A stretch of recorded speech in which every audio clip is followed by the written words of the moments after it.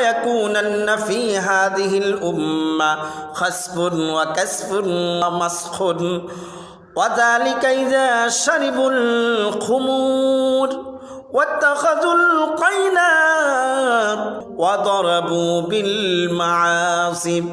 আল্লাহর নবী বলেন, আমার উম্মতের মধ্যে যখন বান্দারা তিনটা গুনাহ বেশি করবে, আল্লাহ তাআলা তিনটা আযাব নাযিল করবেন। মদ পান করা বেশি হয়ে যাবে, আরো অন্যান্য নেশায় আসক্ত বান্দারা হয়ে যাবে।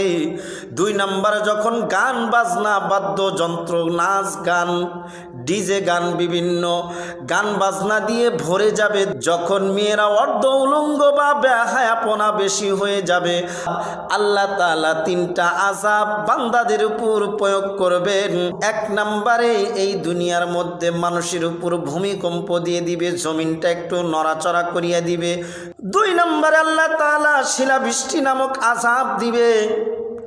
3 নম্বরে চেহারা পরিবর্তন করিয়া দিবেন।